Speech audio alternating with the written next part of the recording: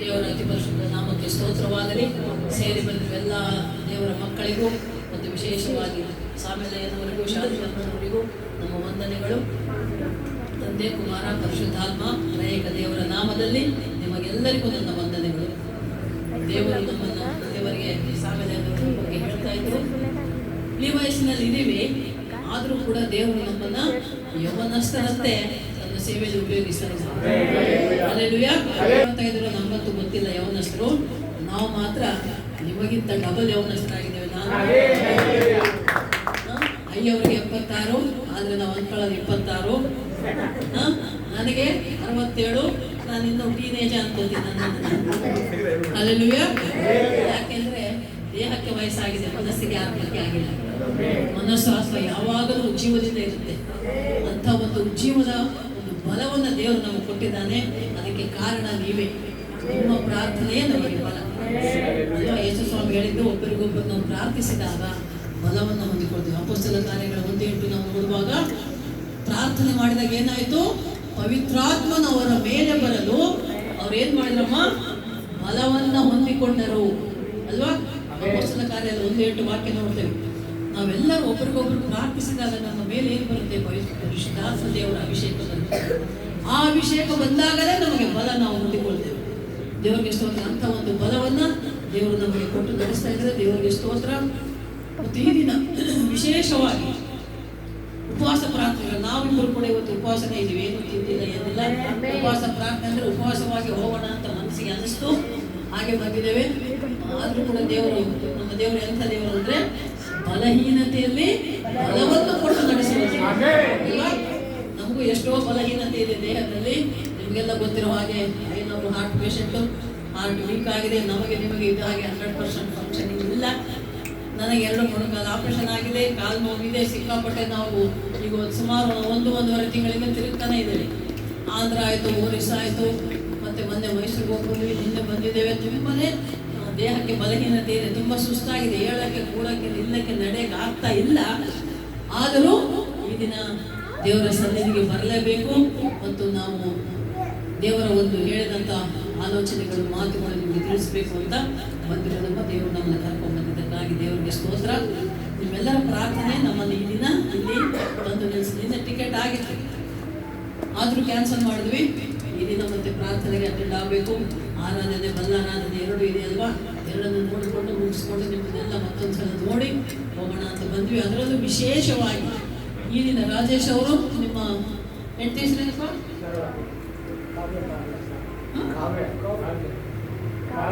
ಕಾವ್ಯ, ರಾಜೇಶ್ ಮತ್ತು ಕಾವ್ಯ ಅವರ ಕುಟುಂಬದಲ್ಲಿ ದೇವರು ಮಾಡಿದಂಥ ಅದ್ಭುತವನ್ನ, ಮುದ್ದಾದ ಮಕ್ಕಳನ್ನ ನೋಡುವಂತ ಭಾಗ್ಯ ದೇವರು ನಮಗೆ ಕೊಟ್ಟಿದ್ದಾನೆ. ಅದಕ್ಕೂ ಸ್ತೋತ್ರ. ಆ ಮುದ್ದಾದ ಮಕ್ಕಳನ್ನೇ ನೋಡೋದಕ್ಕೆ ನಾವು ಬಂದಿರೋದು. ಆಮೇಲೆ ಹೇಳಿದ್ರು, ಈ ಥರ ಬರ್ತಾ ಇದ್ದಾರಮ್ಮ, ಒಂದು ವಿಶೇಷವಾಗಿ ಅದ್ಭುತ ಕಾರ್ಯ ಮಾಡಿದಂಥ ಒಂದು ಕುಟುಂಬ, ಅನುಭವಿಸಿದ ಕುಟುಂಬ ಬರ್ತಾ ಇದ್ದಾರೆ ಅಂದರೆ ತುಂಬ ಸಂತೋಷ ಆಯಿತು. ಅದಕ್ಕೆ ಈ ದಿನದ ಒಂದು ವಿಷಯ ಏನು ಅಂದರೆ, ನಾವು ಮಾತನಾಡೋದು ಪ್ರಾರ್ಥನೆ, ನಂಬಿಕೆ ಮತ್ತು ದೇವರ ಮಹಿಮೆ. ಈ 3 ವಿಷಯ ಪ್ರತಿಯೊಬ್ಬ ಕ್ರೈಸ್ತನ ಜೀವಿತದಲ್ಲಿ ಇರಲೇಬೇಕಾದದ್ದು ಅಲ್ವಾ. ನಂಬಿಕೆ ಇರಬೇಕು ನಮಗೆ. ನಂಬಿಕೆ ಇಲ್ಲ ಅಂದ್ರೆ ನಾವು ಯಾರು ಇಲ್ಲಿ ಬಂದು ಕೊಡೋದಕ್ಕೆ, ನಿಲ್ಲೋದಕ್ಕೆ, ಮಾತಾಡೋದಕ್ಕೆ ಸಾಧ್ಯವೇ ಇಲ್ಲ ಅಲ್ವಾ. ಯಾಕೆ ಬಂದಿದ್ದೇವೆ ನಾವಿಲ್ಲಿ? ಯೇಸು ಸ್ವಾಮಿನ ನಂಬಿದ್ದೇವೆ. ನಂಬಿದವರು ಅನೇಕ ಅದ್ಭುತಗಳನ್ನು ನಾವು ಅನುಭವಿಸಿದ್ದೇವೆ ಅಲ್ವಾ. ದೇವರು ಪ್ರತಿಯೊಬ್ಬರ ಜೀವಿತದಲ್ಲಿ, ಪ್ರತಿ ಕುಟುಂಬದಲ್ಲಿ ಒಂದಲ್ಲ ಒಂದು ಮೇಲುಗಳು, ಉಪಕಾರಗಳು ಮಾಡಿದ್ದಾನೆ, ಮಾಡ್ತಾನೆ ಇದ್ದಾನೆ ಅಲ್ವಾ. ಅದಕ್ಕಾಗಿ ನಾವು ಬರ್ತೇವೆ. ಅಂದ್ರೆ ನಂಬಿಕೆ ಅಂದ್ರೆ ಏನು ಗೊತ್ತಲ್ವಾ ಎಲ್ರಿಗೆ? ನಂಬಿಕೆ ಇಬ್ರು 11ನೇ ಅಧ್ಯಾಯ 1ನೇ ವಚನ ಅಲ್ವಾ. ಕಣ್ಣಿಗೆ ಕಾಣದ್ದು ಇದೆ ಅಂತ ಅಂದುಕೊಳ್ಳೋದೇ ನಂಬಿಕೆ. ಈಗ ನಾವೆಲ್ಲರೂ ಇಲ್ಲಿ ಬಂದಿದ್ದೇವೆ, ನಂಬುದು ಎಷ್ಟು ನಂಬಿದ್ದು. ಯಾಕೆ ಅಂದ್ರೆ ಅನೇಕರು ಸರಿಯಾಗಿ ಉತ್ತರ ಕೊಡಲ್ಲ. ಏನೋ ನಂಬಿದ್ವಿ, ದೇವರು ಯೇಸುಸ್ವಾಮಿ ಹತ್ರ ಹೋದ್ರೆ ಒಳ್ಳೇದಾಗ್ತದಂತೆ, ಯೇಸುಸ್ವಾಮಿ ಹತ್ರ ಹೋದ್ರೆ ರೋಗ ವಾಸಿ ಆಗ್ತದಂತೆ, ಯೇಸುಸ್ವಾಮಿ ಹತ್ರ ಹೋದ್ರೆ ಅದ್ಭುತ ಆಗ್ತದಂತೆ ಅಂತ ಕಂತೆಗಳು ಅಂದ್ಕೊಂಡೇ ಅನೇಕ ಜನರು ಯೇಸುಸ್ವಾಮಿ ಹತ್ರ ಬರ್ತಾರೆ. ಆದರೆ ಅದೆಲ್ಲ ಮುಖ್ಯವಾಗಿ ನಮಗೆ ಬೇಕಾದದ್ದು. ಮುಖ್ಯವಾಗಿ ಯೇಸುಸ್ವಾಮಿಯನ್ನು ನಂಬುವುದಕ್ಕೆ ಕಾರಣ ಏನು ಅಂದ್ರೆ, ನಾವು ನಿತ್ಯ ಜೀವವನ್ನು ಹೊಂದಿಕೊಳ್ತೇವೆ ಅಲ್ವಾ. ರೋಮ 6:23 ಎಲ್ಲರಿಗೂ ಗೊತ್ತಾದದ್ದೇ ವಿಷಯ.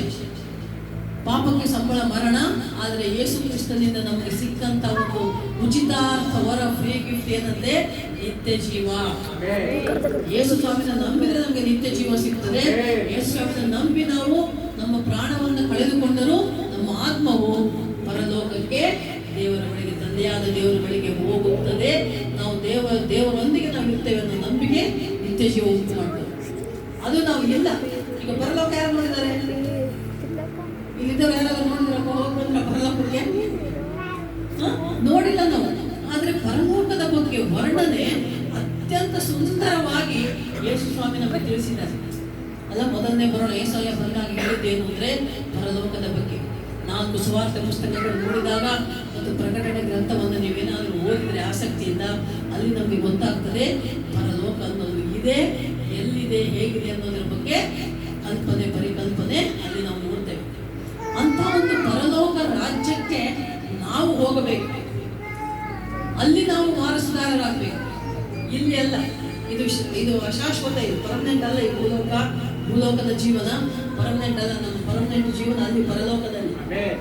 ಆ ಪರಲೋಕದಲ್ಲಿರುವ ಪರ್ಮನೆಂಟ್ ಜೀವನವನ್ನ ಸಂಪಾದಿಸಬೇಕಂದ್ರೆ, ನಿತ್ಯ ಜೀವವನ್ನು ಹೊಂದಿಕೊಳ್ಳಬೇಕಂದ್ರೆ ಯೇಸಯ್ಯನನ್ನ ನಂಬಲೇಬೇಕು. ಯೇಸಯ್ಯನ ನಂಬಿದವರು ಮಾತ್ರ ನಿತ್ಯ ಜೀವ ಹೊಂದಿಕೊಳ್ಳುವುದಕ್ಕೆ ಸಾಧ್ಯ, ಪರಲೋಕಕ್ಕೆ ಹೋಗುವುದಕ್ಕೆ ಸಾಧ್ಯ. ಅದು ಅದಕ್ಕೆ ನಾವು ದೇವರ ವಾಕ್ಯದಲ್ಲಿ ನೋಡ್ತೇವೆ. 2 ವಾಕ್ಯಗಳನ್ನು ನೋಡಿ ನಾವು ನೋಡೋಣ. ಯಾಕೋಬ 5:15 ಒಂದು ವಾಕ್ಯ ನೋಡಿ. ಯಾಕೋಬ 5:15. ಆ ನಂತರ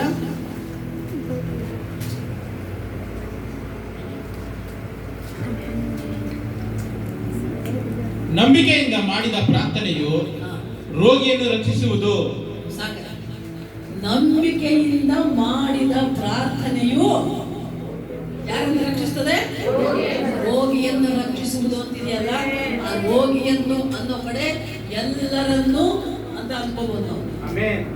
ಎಲ್ಲರನ್ನೂ ರಕ್ಷಿಸ್ತಾರೆ, ಬರೀ ರೋಗಿ ಅಷ್ಟೇ ಅಲ್ಲ ಅಲ್ವಾ? ಯೇಸುವನ್ನು ನಂಬಿದ ಪ್ರತಿಯೊಬ್ಬರನ್ನು ಕೂಡ ನಾವು ನಂಬಿಕೆಯಿಂದ ಪ್ರಾರ್ಥಿಸಿಕೊಂಡಾಗ ನಮಗೆ ರಕ್ಷಣೆ ಖಂಡಿತ ಸಿಗ್ತದೆ. ರಕ್ಷಣೆ ಏನು ಅಂದ್ರೆ ಆಯುಷ್ಯ, ಆರೋಗ್ಯ, ಬಲ, ಶಾಂತಿ, ಸಮಾಧಾನ, ನೆಮ್ಮದಿಯ ಜೀವಿತ.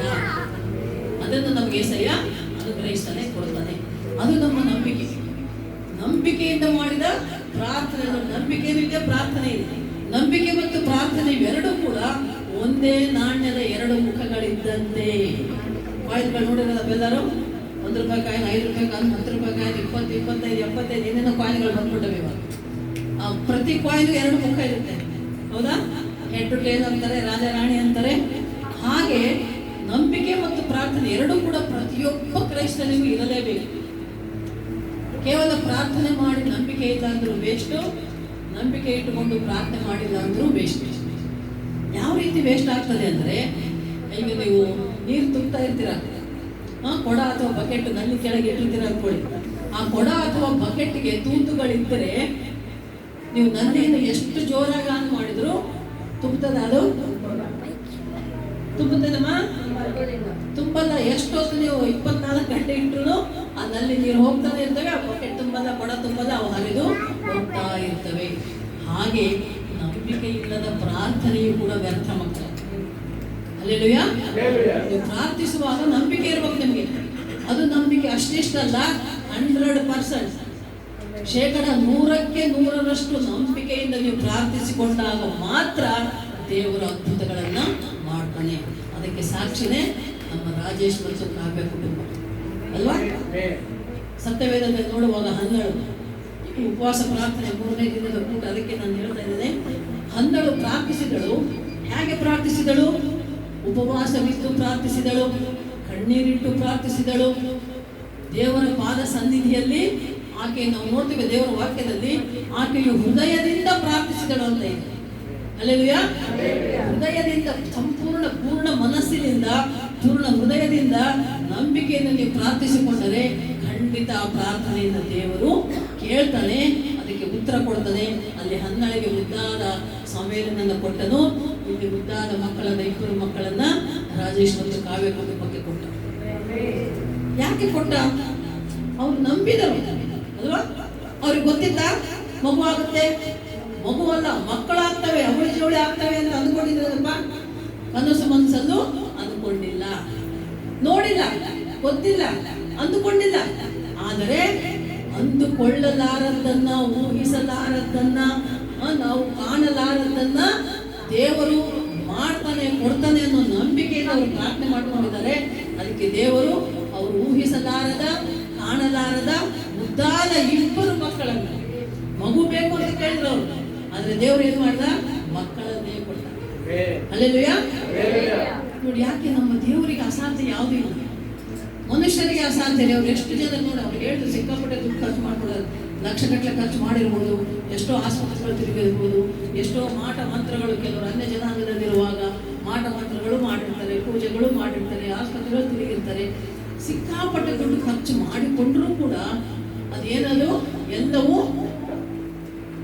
ಯಾಕೆ ವ್ಯರ್ಥ ಆಯ್ತು? ಮನುಷ್ಯನ ಪ್ರಯತ್ನ ಅದು ಅಲ್ವಾ? ಮನುಷ್ಯನೇ ಮಾಡೋದು, ಮಾಟ ಮಂತ್ರ ಮನುಷ್ಯನೇ ಮಾಡೋದು, ಡಾಕ್ಟರ್ ಮನುಷ್ಯನೇ ಅಲ್ವಾ? ಈ ಮನುಷ್ಯರಿಂದ ಆಗಲಾರದನ್ನ ಮಾಡುವಾತನೇ ನಮ್ಮ ಸರ್ವಶಕ್ತ ಅದ್ಭುತ ಸ್ವರೂಪ. ಆತನು ಮಾಡುವ ಅದ್ಭುತ ಕಾರ್ಯ ನಮ್ಗೆ ಗೊತ್ತಾಗಲ್ಲ ರೀ. ಅದಕ್ಕೆ ದೇವ್ರ ವಾಕ್ಯ ಇದೆ, ಅದು ಹಾಡಿದ್ರೆ ನನಗೆ ಬಹಳ ಇಷ್ಟ. ಎಲ್ಲ ಒಳ್ಳೆಯದೇ ಆಗುವುದು ದೇವಾ, ನಿನ್ನ ಪ್ರೀತಿಸಿದ ನಮಗೆ ಎಲ್ಲ ಒಳ್ಳೆಯದೇ ಆಗುವುದು ದೇವಾ, ನಿನ್ನ ಪ್ರೀತಿಸಿದ ನನಗೆ. ಕಣ್ಣು ಕಾಣಲಿಲ್ಲ, ಕಿವಿ ಕೇಳಲಿಲ್ಲ, ಮನಸ್ಸು ಊಹಿಸಲಿಲ್ಲ, ನೀ ನನಗಾಗಿಟ್ಟಿರಲು. ಕಣ್ಣು ಕಾಣಲಿಲ್ಲ, ಕಿವಿ ಕೇಳಲಿಲ್ಲ, ಮನಸ್ಸು ಊಹಿಸಲಿಲ್ಲ, ನೀ ನನಗಾಗಿಟ್ಟಿರಲು. ಒಳ್ಳೆಯದೇ ಆಗುವುದು ದೇವಾ, ನಿನ್ನ ಪ್ರೀತಿಸಿದ ನನಗೆ. ಎಲ್ಲ ಒಳ್ಳೇದಾಗ್ತದಂತೆ. ಯಾರಿಗೆ? ಎಲ್ಲರಿಗಲ್ಲಪ್ಪ, ಎಲ್ಲರಿಗೂ ಎಲ್ಲ ಒಳ್ಳೇದಾಗಲ್ಲ ಅಲ್ವಾ? ಈಗ ನಿಮ್ಮ ಕುಟುಂಬಗಳೆಲ್ಲ ಎಷ್ಟೋ ಜನ ಇರ್ಬೋದು, ನಿಮ್ಮ ಮನೆಯಲ್ಲೇ ಬಂಧು ಬಳಗ ಇರ್ಬೋದು, ಮಿತ್ರರು ಇರ್ಬೋದು, ಸ್ನೇಹಿತರು ಇರ್ಬೋದು, ಅಕ್ಕಪಕ್ಕದವರು ಇರ್ಬೋದು, ಎಷ್ಟೋ ಜನ ಇದ್ದಾರೆ. ಈ ಏರಿಯಾದಲ್ಲಿ ಎಷ್ಟೋ ಮನೆಗಳಿವೆ, ಎಷ್ಟೋ ಬಿಲ್ಡಿಂಗ್ಗಳಿವೆ, ಎಷ್ಟೋ ಜನ ಇದ್ದಾರೆ. ಆದರೆ ಏಸಯ್ಯನ ಪಾದ ಸನ್ನಿಧಿಯಲ್ಲಿ ಬಂದು ಕುಳಿತವರು ನೀವು ಮಾತ್ರ, ನಾವು ಮಾತ್ರ, ಕೆಲವರೇ. ಯಾರು ಆತನನ್ನು ಪ್ರೀತಿಸ್ತಾರೋ, ಏಸಪ್ಪನನ್ನು ಪ್ರೀತಿಸ್ತಾರೋ, ತಂದೆಯಾದ ದೇವರನ್ನು ಪ್ರೀತಿಸ್ತಾರೋ, ಪರಿಶುದ್ಧಾತ್ಮ ದೇವರನ್ನು ಪ್ರೀತಿಸ್ತಾರೋ, ತ್ರಯೇಕ ದೇವರನ್ನು ಯಾರು ಪ್ರೀತಿಸ್ತಾರೋ ಅವರಿಗೆ ಮಾತ್ರ ಒಳ್ಳೆಯದಾಗ್ತದೆ.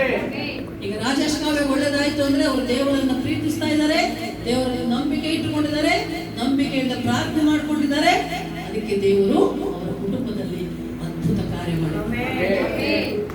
ನೋಡಿ, ನಾವು ನಮ್ಮ ಜೀವಿತವನ್ನು ಕೂಡ ಹೇಳುವುದಾದ್ರೆ 2020 ಕೊರೋನಾ ಸಮಯ, ಭಯಂಕರವಾದ ಕೊರೋನಾ ಸಮಯದಲ್ಲಿ ಅಯ್ಯವ್ರಿಗೂ ಹಾರ್ಟ್ ಅಟ್ಯಾಕ್ ಆಯ್ತು, ನನಗೆ ಬಾಯಿ ಮುಖ ಸೊಡ್ದಾಯ್ತು.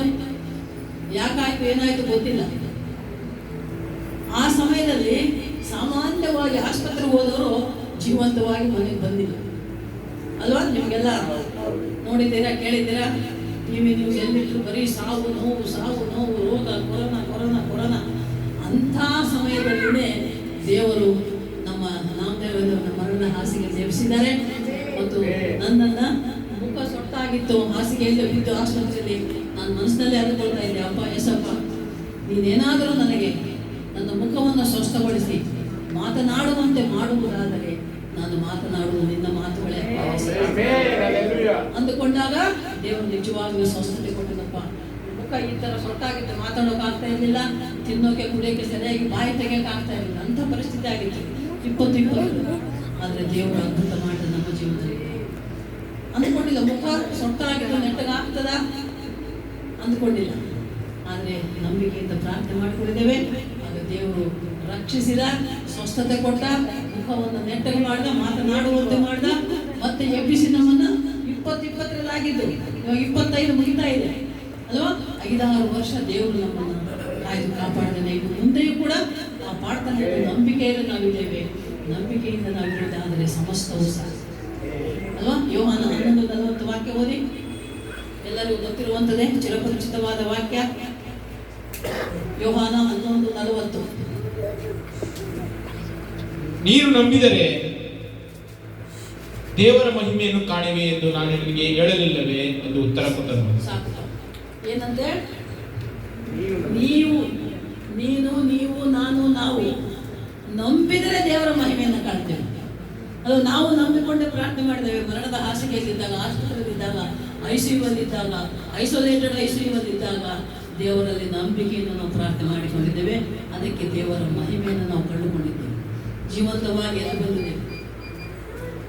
3ನೇ ಸಲ ಹಾರ್ಟ್ ಅಟ್ಯಾಕ್ ಆಗಿ ಸೀರಿಯಸ್, ಏನು ಮಾಡೋಕ್ಕಾಗಲ್ಲ, ಹಾರ್ಟ್ ಫಂಕ್ಷನ್ ಏನು ಸರಿಯಾಗಿ ಮಾಡ್ತಾ ಇಲ್ಲ, ಮನೆಗೆ ಕರ್ಕೊಂಡು ಹೋಗಿ ಅಂತಾರೆ ಒಬ್ಬ ಡಾಕ್ಟರ್, ನಾಮದೇವ ಯಾವ.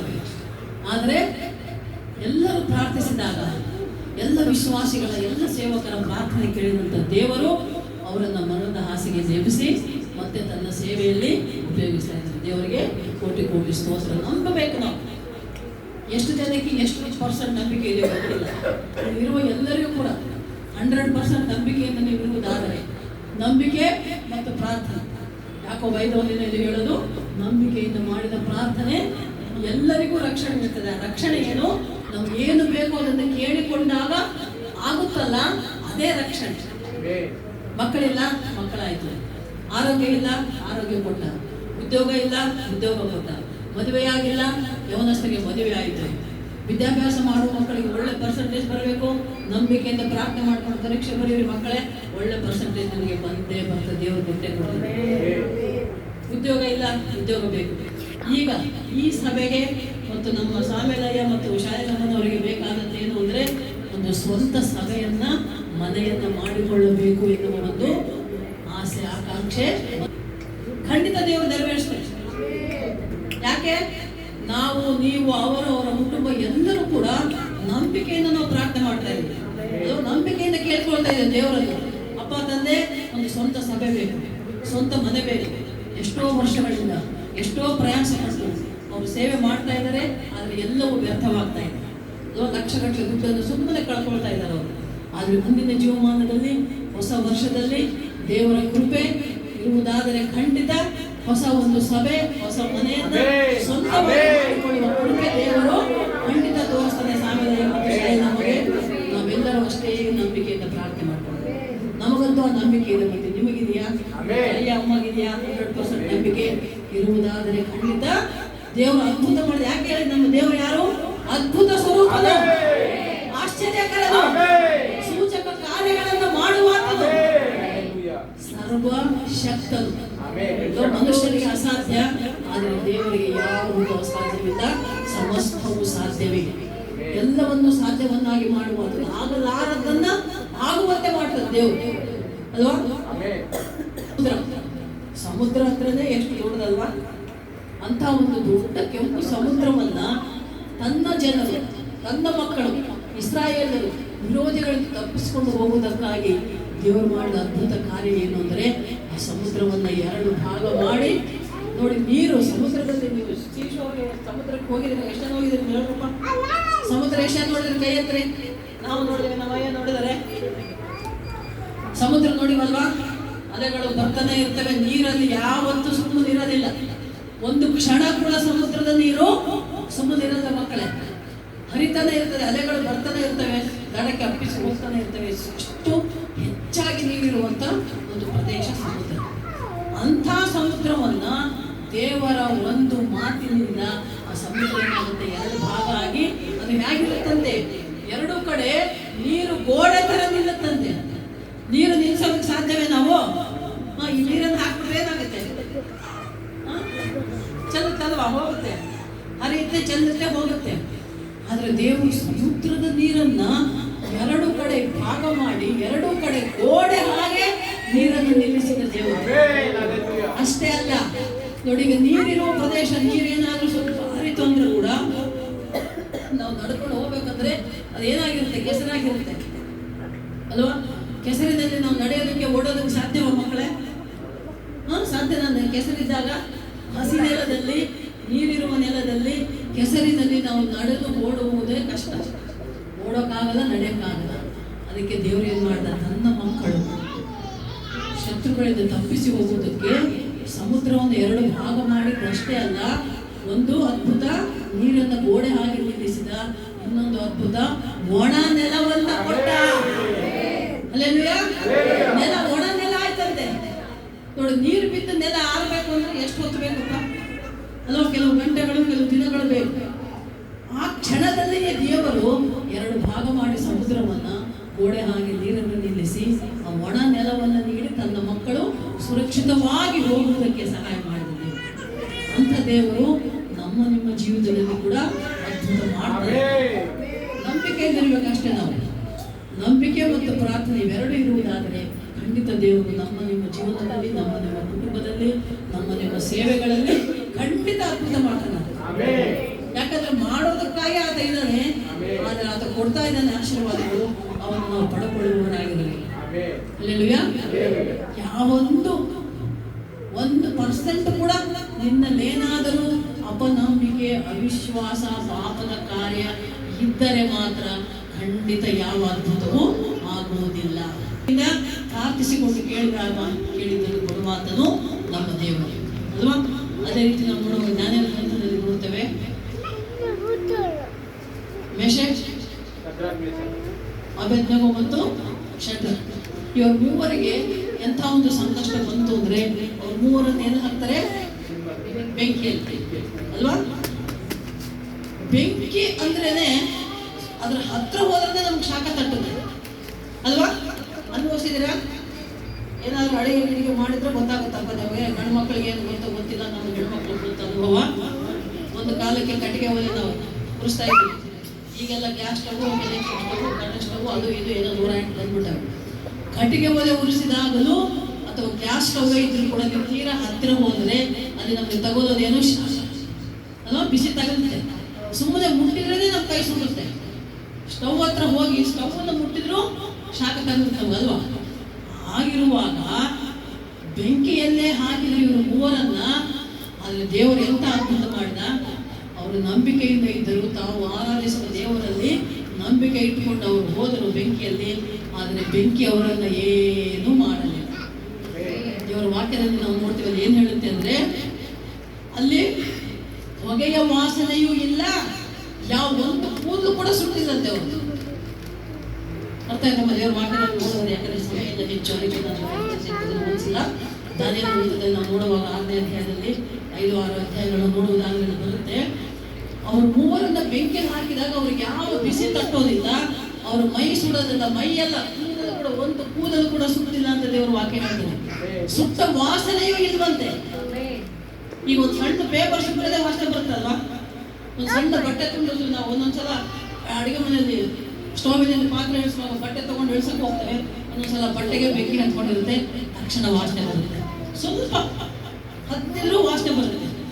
ಮೂರು ದೇಹಗಳು ಬೆಂಕಿಯಲ್ಲಿ ಬಿದ್ದರೂ ಕೂಡ ಆ ಮೂವರಿಗೆ ಏನೂ ಆಗಲಿಲ್ಲ.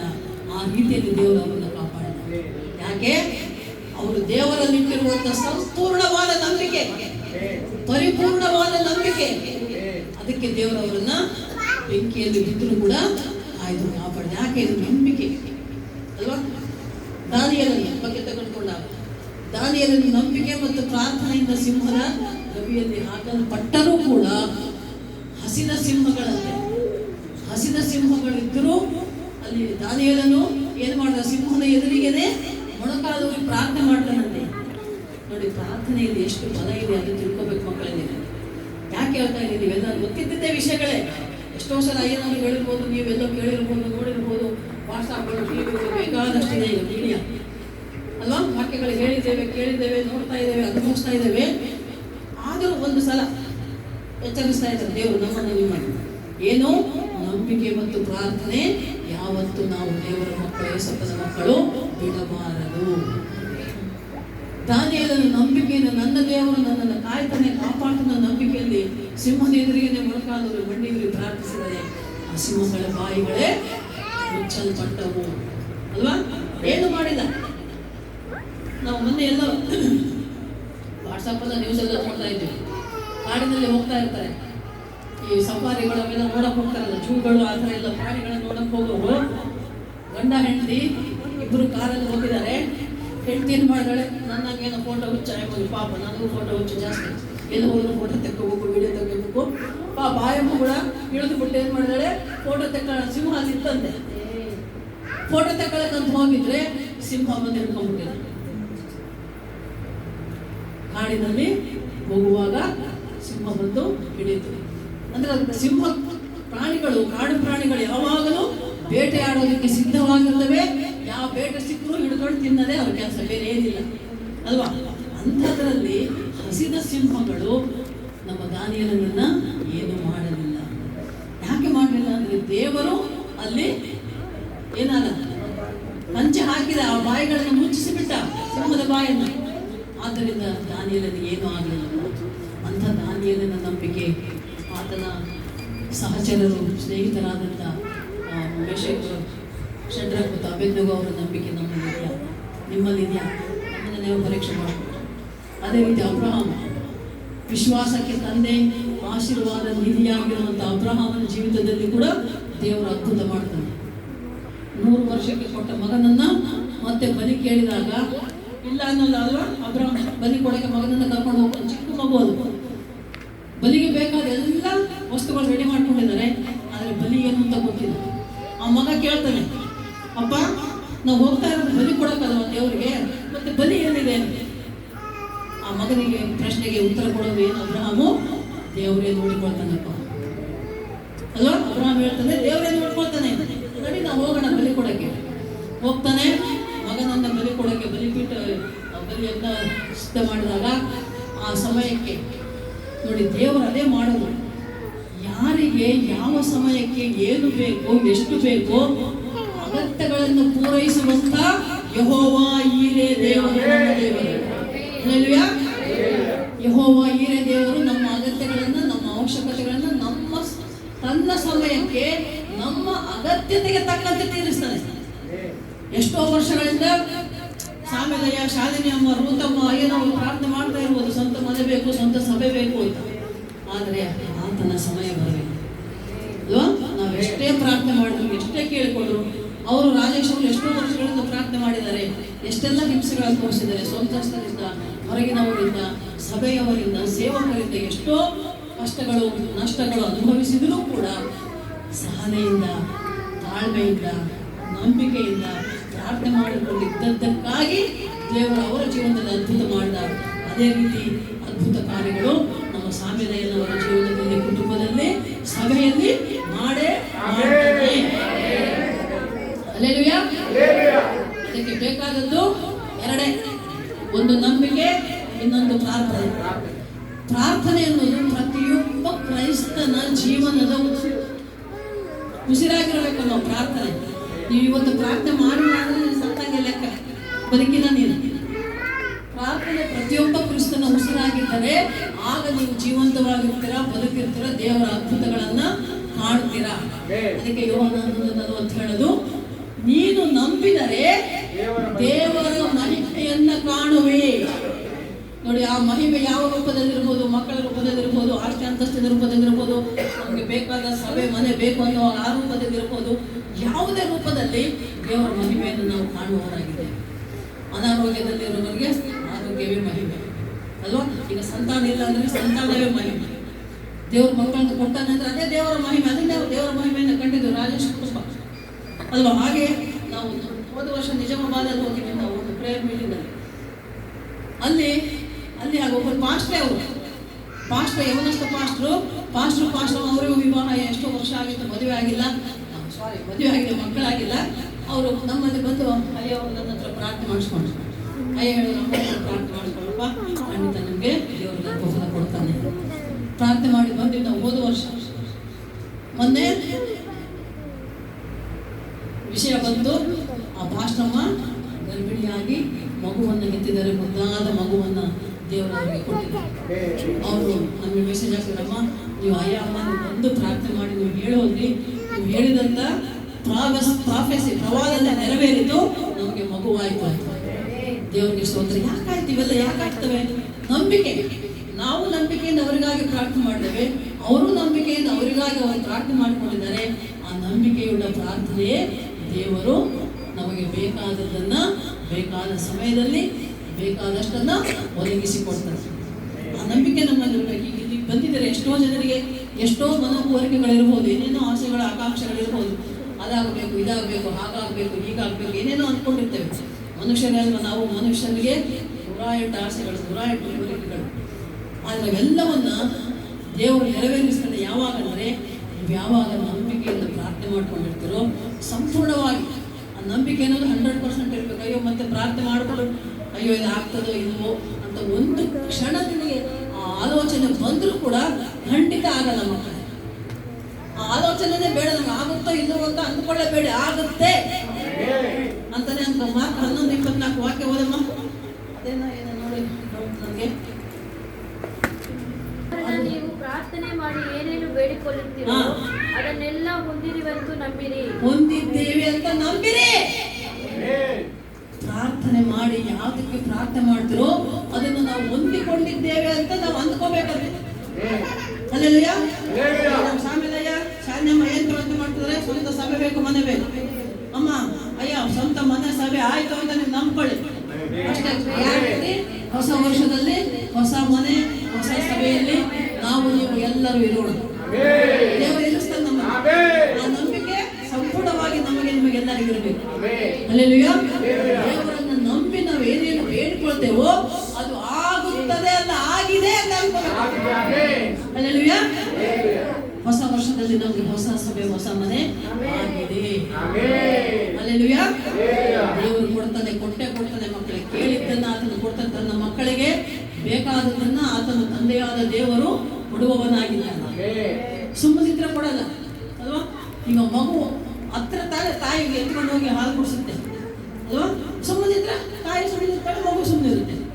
ಮಗು ಅತ್ತಾಗಲೇ ಆ ಮಗು ಏನಾಯ್ತು ಏನ್ ಬೇಕು ಅಂತ ತಿಳ್ಕೊಂಡು ತಾಯಿ ಸಮಯಕ್ಕೆ ಸರಿಯಾಗಿ ಹಾಲು ಕುಡಿಸ್ಬೋದು, ಮಲಗಿಸ್ಬೋದು, ಆಟ ಆಡಿಸ್ಬೋದು, ಏನು ಬೇಕು ಮಗುವಿಗೆ ಅಂತ ತಾಯಿ ತಿಳ್ಕೊಳ್ತಾಳೆ. ಹಾಗೆ ಪರಲೋಕ ರಾಜ್ಯದಲ್ಲಿ ಸಿಂಹಾಸನಾಸೀನನಾಗಿರುವ ನಮ್ಮ ತಂದೆಯಾದ ದೇವರು ಪ್ರತಿದಿನ ಪ್ರತಿಕ್ಷಣ ಈ ಭೂಲೋಕದಲ್ಲಿರುವ ನಮ್ಮೆಲ್ಲರನ್ನು ಆತನು ನೋಡ್ತಾ ಇದ್ದಾನೆ. ಆತನ ದೃಷ್ಟಿ ನನ್ನ ನಿನ್ನ ಮೇಲಿದೆ, ನಮ್ಮ ನಿಮ್ಮ ಮೇಲಿದೆ. ನಮ್ಮ ಮಾತುಗಳು, ಪ್ರತಿ ಮಾತು, ನಾವು ಬಾಯಲ್ಲಿ ಬರೋ ಪ್ರತಿ ಮಾತು, ನಮ್ಮ ಪ್ರಾರ್ಥನೆ, ನಮ್ಮ ಮೊರೆಗಳೆಲ್ಲವನ್ನು ಆತನು ಪ್ರತಿದಿನ ಪ್ರತಿಕ್ಷಣ ಕೇಳ್ತಾ ಇದ್ದಾನೆ ಮಕ್ಕಳೇ. ಕೇಳಿದಾಗ ಕೇಳಿದ್ದನ್ನು ಆತನು ಕೊಡುವವನಾಗಿದ್ದಾನೆ. ಏನು ಕೇಳಬೇಕು? ಪ್ರಜ್ಞಾಪೂರ್ವಕವಾಗಿ ಪೂರ್ಣ ಮನಸ್ಸಿನಿಂದ, ಪೂರ್ಣ ಹೃದಯದಿಂದ, ಸಂಪೂರ್ಣವಾದ ನಂಬಿಕೆಯಿಂದ ನೀನು ಪ್ರಾರ್ಥನೆ ಮಾಡಿ ಕೇಳಿಕೋ, ಖಂಡಿತ ದೇವರು ನೀನು ಕೇಳಿದ್ದನ್ನು ಆತನು ಕೊಡ್ತಾನೆ. ಹಲ್ಲೆಲೂಯಾ. ಆ ರೀತಿ ನಾವು ನೋಡುವಾಗ ದೇವರ ವಾಕ್ಯದಲ್ಲಿ 91ನೇ ಕೀರ್ತನೆ ನಾವು ನೋಡ್ತೇವೆ. ಕೊನೆಯ ವಾಕ್ಯಗಳು ನೋಡುವಾಗಲೇ ವಾಕ್ಯ ಹೇಳ್ತದೆ, ಅವನು ನನ್ನಲ್ಲಿ ಆಸಕ್ತನಾಗಿರುವುದರಿಂದ ಅವನನ್ನು ಉದ್ಧರಿಸುವೆನು, ಅವನನ್ನು ರಕ್ಷಿಸುವೆನು, ಅವನಿಗೆ ದೀರ್ಘಾಯುಷ್ಯ ಕೊಡುವೆನು, ಅವನಿಗೆ ವಿಶೇಷವಾದ ರಕ್ಷಣೆ ನೀಡುವೆನು ಅಂತ ದೇವರ ವಾಕ್ಯ ಹೇಳ್ತಾ ಇದೆ. ನಮಗೆ ದೇವರಲ್ಲಿ ಆಸಕ್ತಿ ಇರಬೇಕು. ಆಸಕ್ತಿಯಿಂದ ನಂಬಿಕೆಯಿಂದ ಪ್ರಾರ್ಥನೆ ಮಾಡಿಕೊಂಡು ಕೇಳಿದಾಗ ಕೇಳಿದ್ದೆಲ್ಲವನ್ನು ಕೊಡುವಂಥ ದೇವರು ನಮ್ಮ ದೇವರು. ಅಂಥ ದೇವರ ಮಕ್ಕಳಾಗಿ, ಅಂಥ ದೇವರ ಸೇವಕರಾಗಿ ನಾವಿದ್ದೀವಿ ಅಂದರೆ ಅದು ನಿಜವಾಗಿಯೂ ದೇವರ ಕೃಪೆ ಅಲ್ವಾ? ನಾವಿರುವುದು, ನಾವು ಉಳಿದಿರುವುದು ಆತನ ಕರುಣೆಯಿಂದ, ಆತನ ಕೃಪೆಯಿಂದಲೇ. ನಾವಿಷ್ಟು ಮಟ್ಟಿಗೆ ಇಲ್ಲಿದ್ದೀವಿ, ಇಷ್ಟು ಜನ ಇಲ್ಲಿ ಸೇರಿದ್ದೀವಿ ಅಂದ್ರೆ ಆತನ ಚಿತ್ತ, ಆತನ ಕೃಪೆ. ಆತನ ಚಿತ್ತವಿಲ್ಲದೆ ಏನು ಆಗೋಕೆ ಸಾಧ್ಯವಿಲ್ಲ, ಆತನ ಕೃಪೆಯಿಲ್ಲದೆ ನಾವಿರುವುದಕ್ಕೆ ಸಾಧ್ಯವಿಲ್ಲ ಮಕ್ಕಳೇ. ಆ ರೀತಿಯಲ್ಲಿ ದೇವರಲ್ಲಿ ನಾವು ಸಂಪೂರ್ಣವಾಗಿ ನಂಬಿಕೆ ಇಟ್ಟುಕೊಂಡು ಪ್ರಾರ್ಥನೆ ಮಾಡಿಕೊಂಡಿರೋಣ. ಆಗಲೇ ನಾವು, ಯಾಕಂದ್ರೆ ಯೇಸು ಕೂಡ ಹೇಳಿದ್ದಾನೆ, ದೇವರ ವಾಕ್ಯದಲ್ಲಿ ನೋಡೋಣ, ಸಮಯ ಇಲ್ಲ. ಏನು ಹೇಳ್ತಾನೆ ಯೇಸು? ಒಂದು ಕಡೆ ನಂಬಿಕೆ ಮಾತ್ರ ಇರಲಿ ಅಂತಾರೆ, ಇನ್ನೊಂದು ಕಡೆ ನಿನ್ನ ನಂಬಿಕೆಯೇ ನಿನ್ನನ್ನು ಸ್ವಸ್ಥ ಮಾಡಿತು. 12 ವರ್ಷಗಳ ರಕ್ತಕುಸುಮ ರೋಗದಿಂದ ನರಳಿದಂಥ ಹೆಣ್ಣು ಮಗಳು ಏನ್ ಮಾಡ್ತಾಳೆ? ಜನರ ಗುಂಪಿನಲ್ಲಿರುವ ಏಸೈನ ಹತ್ತಿರ ಹೋಗಿ ಏಸೈನ ಬಟ್ಟೆಯನ್ನ, ವಸ್ತ್ರವನ್ನು ಮುಟ್ಟಿದ ತಕ್ಷಣವೇ ಆಕೆ ಸ್ವಸ್ಥಗೊಂಡ್ಲಂತೆ ನೋಡಿ. 12 ವರ್ಷಗಳಿಂದ ರಕ್ತಸ್ರಾವ ರೋಗದಿಂದ ನರಳುತ್ತಿದ್ದಂಥ ಹೆಣ್ಣು ಮಗಳು ಏಸಯ್ಯ ಬಂದಿದ್ದಾನೆ, ಅಲ್ಲಿ ಬರ್ತಾ ಇದ್ದಾನೆ ಅಂತ ತಿಳ್ಕೊಂಡು ಆಕೆ ಎಂಥ ಪರಿಸ್ಥಿತಿಯಲ್ಲಿ ಇರ್ಬೋದು ಇವು ಊಹೆ ಮಾಡ್ಕೊಳ್ಳಿ. ನಾವು ನಮಗೆ ಗೊತ್ತು ಹೆಣ್ಣು ಮಕ್ಕಳಿಗೆ ಆ ಪರಿಸ್ಥಿತಿ. ತಿಂಗಳಿಗೆ 3 ದಿನ ಅಥವಾ 5 ದಿನ ಆದ್ರೇ ತಳ್ಕೋಕ್ಕಾಗಲ್ಲ. ಕೆಲವರಿಗೆ 7 ದಿನ, 8 ದಿನ, 9 ದಿನ, 10 ದಿನ ಆಗುತ್ತೆ. ಅಷ್ಟಕ್ಕೆ ಸಾಕಾಗಿ ಹಾಸಿಗೆನೆಲ್ಲ ಎಳೆದುಬಿಟ್ಟಿರ್ತೀವಿ. 12 ವರ್ಷಗಳಿಂದ ಅಂಥ ಒಂದು ರೋಗದಿಂದ ಇದ್ದಂಥ ಮಹಿಳೆ ಏಸಯ್ಯ ಬಂದನೆ ಅಂತ ತಿಳ್ಕೊಂಡಾಗ ಆಕೆ ಎಷ್ಟು ಕಷ್ಟಪಟ್ಟು ಪ್ರಯಾಸಪಟ್ಟು ಆ ಯೇಸು ಸ್ವಾಮಿ ಇದ್ದಲ್ಲಿಗೆ ಬಂದಿರಬಹುದು ಅಲ್ವಾ? ಎಷ್ಟು ಒದ್ದಾಡ್ಕೊಂಡು ಬಂದಿರ್ತಾಳೆ ಅಮ್ಮ ಆ ಒಂದು ಬಲಹೀನತೆಯಲ್ಲಿ. ದೇಹ ಸಂಪೂರ್ಣವಾಗಿ ಬಲಹೀನವಾಗಿರ್ತದೆ. ಅಂತ ಬಲಹೀನತೆಯುಳ್ಳ ದೇಹದಿಂದ ಆಕೆ ಬಂದು ಆ ಜನರ ಗುಂಪಿನಲ್ಲಿ ಯೇಸು ಸ್ವಾಮಿ ಹತ್ತಿರ ಎದುರಿಗೆ ಹೋಗಿ ಮಾತಾಡೋದಕ್ಕೆ, ಹೇಳೋದಕ್ಕೆ, ಕೇಳೋದಕ್ಕೆ ಆಗೋದಿಲ್ಲ. ಅದಕ್ಕೆ ಏನ್ ಮಾಡ್ತಾಳೆ ಆಕೆ? ಕೇವಲ ಯೇಸು ಸ್ವಾಮಿಯ ವಸ್ತ್ರವನ್ನು ಮುಟ್ಟುತ್ತಾಳೆ. ಆ ಯೇಸುವಿನ ವಸ್ತ್ರದ ಉಂಡೆಯನ್ನು ಮುಟ್ಟಿದರು ಅಂತ ವಾಕ್ಯದಲ್ಲಿ ನೋಡ್ತೇವೆ. ಮುಟ್ಟಿದ ತಕ್ಷಣ ಏನಾಯ್ತು? ತಕ್ಷಣ ಸ್ವಸ್ಥ ಆಯ್ತು. ಅದು ಯೇಸು ಸ್ವಾಮಿಗೆ ಗೊತ್ತಾಯ್ತು, ಆಕೆಗೆ ಅನುಭವ ಆಯ್ತು. ನೋಡಿ ವಾಕ್ಯದಲ್ಲಿ ನಾವು ನೋಡ್ತೇವೆ. ತಕ್ಷಣ ಯೇಸು ಗೊತ್ತಾಯ್ತು, ಯಾರೋ ನನ್ನನ್ನ ಮುಟ್ಟಿದರು, ನನ್ನ ಪ್ರಭಾವವು ನನ್ನಿಂದ ಹೋಯಿತು ಅಂತ. ಏಸಯ್ಯನ ಪ್ರಭಾವ, ಮಹಿಮೆ ಆ ಮಹಿಳೆಯನ್ನು ತಾಕಿದಾಗ, ಆ ಮಹಿಳೆ ಒಳಗೆ ಹೋದಾಗ ಅಲ್ಲಿ ಸ್ವಸ್ಥತೆ ಉಂಟಾಯಿತು. ಅದಕ್ಕೆ ಹೇಳ್ತದೆ ಕೊನೆಯಲ್ಲಿ ಯೇಸು ಹೇಳೋದು, ನಿನ್ನ ನಂಬಿಕೆಯೇ ನಿನ್ನನ್ನು ಸ್ವಸ್ಥ ಮಾಡಿತು. ಹಲ್ಲೆಲೂಯಾ. ಹಾಗೆ ನಮ್ಮ ನಂಬಿಕೆ, ನಿನ್ನ ನಂಬಿಕೆ, ನಿಮ್ಮ ನಂಬಿಕೆ ಏನಾಗಿದೆ, ಯಾಕಾಗಿದೆ, ಏನು ವಿಷಯ, ಯಾಕೆ, ಏನು ಅಂತ ನಾವು ದೇವರನ್ನ ನಂಬಿಕೆಯಿಂದ ಪ್ರಾರ್ಥಿಸಿ ಕೇಳಿಕೊಂಡಾಗ ಖಂಡಿತ ನಿನ್ನ ನಂಬಿಕೆಗೆ ತಕ್ಕಂತ ಪ್ರತಿಫಲ, ಉತ್ತರ ಬಂದೇ ಬಂದಿದೆ. ನಂಬಿಕೆಯಿಂದ ಮಾಡಿದ ಪ್ರಾರ್ಥನೆಯಲ್ಲಿ ಜಯವಿದೆ, ಬಲವಿದೆ, ಫಲವಿದೆ ಮಕ್ಕಳು. ಹಲ್ಲೆಲೂಯಾ. ಜಯ ಉಂಟು ನಮಗೆ, ನಂಬಿಕೆಯಿಂದ ಮಾಡಿದ ಪ್ರಾರ್ಥನೆಯಲ್ಲಿ ಜಯ ಉಂಟು. ಅದೇ ಸಾಕ್ಷಿಗಳು ಎಷ್ಟೆಲ್ಲ ನಾವಿದ್ದೀವಿ ಅಂದ್ರೆ ನಾವೆಲ್ಲರೂ ಸಾಕ್ಷಿ ಮಕ್ಕಳು. ನಮ್ಮೆಲ್ಲರಿಗೆ ರಾಜು ಸಾಕ್ಷಿಗಳು ಎಷ್ಟು ಒಳ್ಳೆಯ ಸಾಕ್ಷಿಗಳು. ದೇವರು ಅನ್ಯನಾಗಿದ್ದವರನ್ನ ಈ ರೀತಿಯಲ್ಲಿ ಧನ್ಯರನ್ನಾಗಿ ಮಾಡಿದ್ದಾನೆ. ನಾನು ಅಷ್ಟೇ ಅನ್ಯರ, ನಾವೆಲ್ಲರೂ ಅನ್ಯರೇ ಒಂದು ಕಾಲಕ್ಕೆ. ಭಾರತ ದೇಶದಲ್ಲಿ ಯಾರು ಕೂಡ ಕ್ರೈಸ್ತರಿಲ್ಲ ಅಲ್ವಾ? ಅನೇಕರು ಅನ್ಯರಾಗಿದ್ದವರೇ ದೇವರನ್ನು ನಂಬಿ ದೀಕ್ಷಾ ಸ್ನಾನ ಹೊಂದಿ ದೇವರ ಮಕ್ಕಳು ಅಂತ ನಾವು ಅನಿಸ್ಕೊಂಡಿದ್ದೇವೆ. ಯಾಕಂದ್ರೆ ಬೈಬಲಲ್ಲಿ ಹೇಳ್ತದೆ, ಯಾರು ಯೇಸುವಿನ ರಕ್ತದಲ್ಲಿ ತೊಳೆಯಲ್ಪಟ್ಟಿದ್ದಾರೋ ದೀಕ್ಷಾ ಸ್ನಾನದಿಂದ ಅವರು ದೇವರ ಮಕ್ಕಳು ಅಂತ ಅನಿಸ್ಕೊಳ್ತಾರೆ. ನಾವು ನಮ್ಮ ಅಪ್ಪ ಅಮ್ಮನ ಮಕ್ಕಳಲ್ಲ, ನಾವು ದೇವರ ಮಕ್ಕಳು, ತಂದೆಯಾದ ದೇವರ ಮಕ್ಕಳು.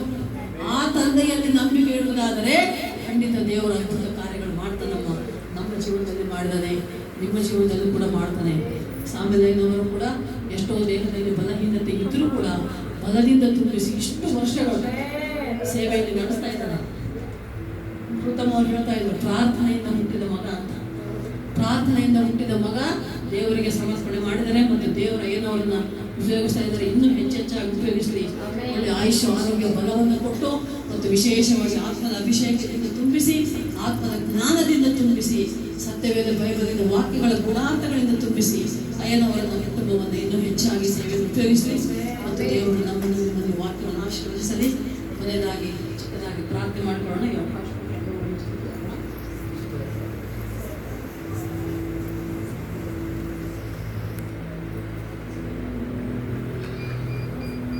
Hallelujah, hallelujah, hallelujah. ಸ್ತೋತ್ರ ದೇವ. ವಂದನೆ ಸ್ವಾಮಿ. ಸರ್ವಶಕ್ತನೇ, ಸರ್ವೋನ್ನತನೇ, ಸರ್ವಾಧಿಕಾರಿಯಾದ ದೇವಾಲಯ ವಂದನೆ ಸ್ವಾಮಿ. ಅಪ್ಪ ತಂದೆ, ನಮ್ಮೆಲ್ಲರ ಜೀವನದಲ್ಲಿ ಮತ್ತೊಂದು ಹೊಸ ದಿನವನ್ನು ನೀಡಿ ಸಜೀವರ ಲೆಕ್ಕದಲ್ಲಿಟ್ಟು ಕಾಯ್ದು ಕಾಪಾಡಿ ಅಪ್ಪ ಹಿಂದಿನ ನಿನ್ನ ಪುನರುತ್ಥಾನ ದಿನದಂದು ಅಪ್ಪ ನಿನ್ನ ಪಾದ ಸನ್ನಿಧಿಯಲ್ಲಿ ನಮ್ಮನ್ನು ಸೇರಿಸಿದೆಯಪ್ಪ. ನಿನಗೆ ಸ್ತೋತ್ರ ಸ್ವಾಮಿ. ದೀನದಾಸರಾದ ನಮ್ಮನ್ನು ಅಪ್ಪ ಈ ಸಭೆಯನ್ನು ನಿಮ್ಮ ಕೈಗಳಿಗೆ ಒಪ್ಪಿಸಿಕೊಡ್ತಾ ಇದ್ದೇನೆಪ್ಪ. ಮತ್ತು ವಿಶೇಷವಾಗಿ ನನಗೆ ಒಳ್ಳೆ ಸಾಕ್ಷಿ ಮಕ್ಕಳಾಗಿ, ಸಾಕ್ಷಿ ಕುಟುಂಬವಾಗಿರುವಂತ ರಾಜೇಶ್ ಕಾವೇರನ್ನ ಅವರನ್ನು ಪ್ರೀತಿಸಿಕೊಟ್ಟಂತ ಮುದ್ದಾದ ಇಬ್ಬರು ಮಕ್ಕಳನ್ನು ನಿಮ್ಮ ಕೈಗಳಿಗೆ ಒಪ್ಪಿಸ್ತಾ ಇದ್ದೇವಪ್ಪ. ಸೇವಕರು ಮಾಡಿದ ಪ್ರಾರ್ಥನೆಗೆ ತಕ್ಕ ಉತ್ತರ ದಯಪಾಲಿಸಿದ್ದಕ್ಕಾಗಿ ಸ್ತೋತ್ರ ಸ್ವಾಮಿ. ಆ ಮಕ್ಕಳು, ಆ ಕುಟುಂಬ ಇನ್ನು ಮುಂದೆ ನಿನ್ನ ಮಕ್ಕಳಾಗಿ, ನಿನ್ನ ಸಾಕ್ಷಿ ಮಕ್ಕಳಾಗಿ, ನಿನ್ನ ಕುಟುಂಬವಾಗಿ, ನಿನ್ನ ಸಾಕ್ಷಿ ಕುಟುಂಬವಾಗಿ ಮುಂದೆ ಸಹಾಯ ಮಾಡಿ. ಸೇರಿ ಬಂದಿರೋ ಪ್ರತಿಯೊಬ್ಬರು ಕೂಡ ಅಪ್ಪ ಅಪೊಸ್ತಲ ಕಾರ್ಯಗಳು 1:8 ವಾಕ್ಯದ ಪ್ರಕಾರ ಅಪ್ಪ ನಿನ್ನಲ್ಲಿ ನಂಬಿಕೆಯನ್ನು ಪ್ರಾರ್ಥನೆ ಮಾಡಿ ಆತ್ಮದ ಅಭಿಷೇಕವನ್ನು ಹೊಂದಿಕೊಂಡು ಪ್ರತಿಯೊಬ್ಬರು ಸಾಕ್ಷಿಗಳಾಗಿ ಜೀವಿಸುವಂತೆ ಸಹಾಯ ಮಾಡಪ್ಪ. ಹೌದು ತಂದೆ, ನಿನ್ನ ವಾಕ್ಯ ಹೇಳುವಂತೆ ನಾವೆಲ್ಲರೂ ಕೂಡ ನನಗೆ ಸಾಕ್ಷಿಗಳಾಗಿರಬೇಕು ಅಪ್ಪ ತಂದೆ. ನಿನ್ನ ಚಿತ್ತವನ್ನು ನೆರವೇರಿಸುವವರಾಗಿ, ನಿನ್ನ ರಾಜ್ಯವನ್ನು ಕಟ್ಟುವವರಾಗಿ ಅನೇಕ ನಶಿಸಿ ಹೋಗುವ ಆತ್ಮಗಳು, ಕುಟುಂಬಗಳನ್ನ ಅಪ್ಪ ನಿಮ್ಮ ರಕ್ಷಣಾ ಮಾರ್ಗದಲ್ಲಿ ತರುವಂತೆ ನಮ್ಮೆಲ್ಲರನ್ನು ನೀನು ಉಪಯೋಗಿಸಿಕೊಳ್ಳಬೇಕೆಂಬುದಾಗಿ ಮೊರೆ ಇಡ್ತಾ ಇದ್ದೇನಪ್ಪ. ಹೌದು ಸ್ವಾಮಿ, ನಿನ್ನ ವಾಕ್ಯ ಹೇಳಿದ ಪ್ರಕಾರ ನೀನು ನಂಬಿದರೆ ದೇವರ ಮಹಿಮೆಯನ್ನು ಕಾಣುವಿ ಎಂದು ನಿನ್ನ ವಾಕ್ಯ ಹೇಳುವಂತೆ ಅಪ್ಪ ಸ್ವಾಮಿ ಲಯನವರು, ಶಾಲೆ ನಮ್ಮನವರು ಅಪ್ಪ ನಿನ್ನಲ್ಲಿ ಎಷ್ಟೋ ನಂಬಿಕೆ ಇಟ್ಟುಕೊಂಡು ನಿನ್ನನ್ನು ಪ್ರೀತಿಸಿ ಅಪ್ಪ ನಿನ್ನ ಸೇವೆ ಮಾಡುತ್ತಿರುವಾಗ ಅವರು ಪ್ರಾರ್ಥಿಸಿ ಬೇಡಿಕೊಂಡ ಪ್ರತಿಯೊಂದನ್ನು ನೀವು ನೆರವೇರಿಸಬೇಕೆಂಬುದಾಗಿ, ಕೊಡಬೇಕೆಂಬುದಾಗಿ ನಾವು ಮೊರೆ ಇಡ್ತಾ ಇದ್ದೇವಪ್ಪ. ಆದಷ್ಟು ಬೇಗ ತಂದೆ ಹೊಸ ಮನೆಯನ್ನ, ಹೊಸ ಸಭೆಯನ್ನು ಕೊಟ್ಟು ಅಪ್ಪ ನೀನೇ ಮಹಿಮೆ ಹೊಂದು ಸ್ವಾಮಿ. ನಿನ್ನ ದಾಸರಾದ ನಮ್ಮನ್ನು ನಿಮ್ಮ ಕೈಗಳಿಗೆ ಒಪ್ಪಿಸ್ತಾ ಇದ್ದೇವಪ್ಪ. ಆಶೀರ್ವದಿಸಿ, ಅಭಿಷೇಕಿಸಿ, ಮರೆ ಮಾಡಿಕೊಂಡು ಮಾತನಾಡಿದ್ದಕ್ಕಾಗಿ ಸ್ತೋತ್ರ. ಸೇರಿ ಬಂದಿರುವ ನಮ್ಮೆಲ್ಲರನ್ನು ನಿಮ್ಮ ಕೃಪಾಹಸ್ತಗಳಿಗೆ ಒಪ್ಪಿಸಿಕೊಡುತ್ತಾ ಎಲ್ಲ ಘನಮಾನ ಮಹಿಮೆ ಪ್ರಭಾವಗಳನ್ನು ನಿಮಗೆ ಸಲ್ಲಿಸುತ್ತಾ ನಾವೆಲ್ಲರೂ ಕೂಡ ನಂಬಿಕೆಯಿಂದ ಪ್ರಾರ್ಥಿಸಿಕೊಂಡು ಅಪ್ಪ ನಿಮ್ಮಲ್ಲಿ ನಿಮಗಾಗಿ ನಾವು ಜೀವಿಸುವಂತೆ ಸಹಾಯ ಮಾಡಿ ನೀವೇ ಮಹಿಮೆ ಹೊಂದಬೇಕೆಂಬುದಾಗಿ ನಜರೇತಿನ ಯೇಸು ಕ್ರಿಸ್ತನ ನಾಮದಲ್ಲಿ ಪ್ರಾರ್ಥಿಸಿ ಬೇಡಿ ಹೊಂದಿದ್ದೇವೆ ನಮ್ಮ ತಂದೆ. ಆಮೆನ್. ಆಮೆನ್.